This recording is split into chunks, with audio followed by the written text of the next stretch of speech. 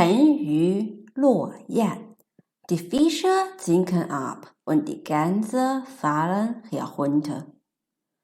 闭月羞花.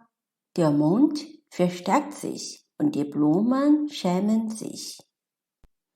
Auf meinem Kanal wurde ein Vortrag über die 4 Schönheiten im chinesischen Altertum publiziert. Sie sind Xi Shi, Wang Zhaojun, Diao Chan und Yang Guifei. In diesem Video erzähle ich Ihnen ergänzend ihre Schönheitslegenden, worauf 2 Idiome bezogen sind. Zusätzlich möchte ich mit Ihnen auch Meinungen zur literarischen Darstellung von Schönheit und die Schönheitsbewertung austauschen.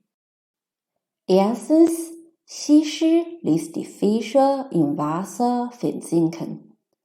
Xi Shi war ein ursprünglich armes Dorfmädchen, das durch den Dienst des Wäschewaschens beim Fluss Geld verdiente. Einmal während der Arbeit waren einige Fische zu ihrem Spiegelbild im Wasser geschwommen. Die Fische genossen hochkonzentriert ihre Schönheit und vergaßen zu schwimmen. Sie tauchten dadurch unkontrolliert tief ins Wasser an. Zweitens, Wang Zhaojun ließ die Gänse herunterfallen. Als die schöne Braut Wang Zhaojun für eine politische Heirat gen Norden marschierte, flog eine Gruppe von Gänsen über sie hinweg. Die Gänse waren sehr beeindruckt von der Schönheit der Braut, so dass sie ihr Bewusstsein verloren. Sie stürzten schließlich auf die Erde herunter. Drittens, Diao Chan sorgte dafür, dass sich der Mond verstärkte.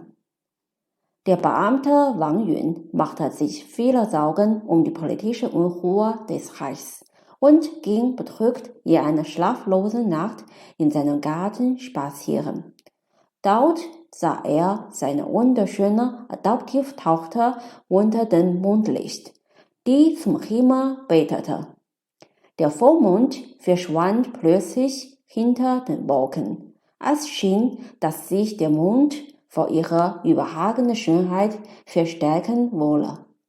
Es fiel Wang Yun in diesem Moment eine List an, ihre Schönheit in einem politischen Kampf auszunutzen.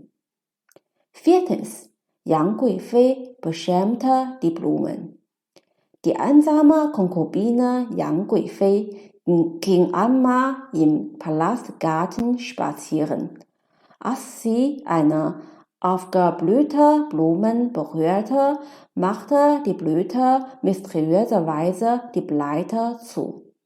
Eine Hofdienerin sah es und behauptete, die Konkubine ist viel schöner als die Blumen.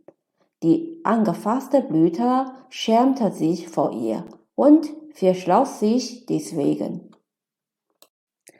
Im Chinesischen sind die 2 Idiome Chen Yu Luo Yan, die Fische sinken ab und die Gänse fallen herunter, und Bi Yue Xiu Hua, der Mond versteckt sich und die Blumen schämen sich, gleichbedeutend und bezeichnen die außergewöhnliche Schönheit der Frauen. Es ist in den chinesischen Literaturen eine beliebte Rhetorik, die Schönheit durch die Umgebung in einer übertriebenen Ausdrucksweise hervorzuheben. Die indirekte übertriebene Ausdrucksweise ist zwar unwissenschaftlich, aber sprachlich interessant und in manchen Fällen vorteilhaft. Von den 4 Schönheiten haben 3 historische Vorbilder in 3 verschiedenen Zeitaltern vor 1000 Jahren gelebt. Diao Chan indes war eine Fiktionsfigur in einem Roman. Es gibt kaum Aufzeichnungen von den 4 Schönheiten. Die mangelnden Techniken für Porträts in ihrer Lebenszeit bedingen, dass sie kein authentisches Porträt aus ihrer Lebenszeit hinterlassen haben. Ihre Schönheit wurde und wird quasi meistens angebildet und idealisiert. Jeder kann sich die Wunderschöne vorstellen, anhand der eigenen Schönheitsansicht. Jedes einzelne Individuum hat seine Einsicht für Schönheit und der Schönheitsstandard ändert sich andauernd im Laufe der Zeit.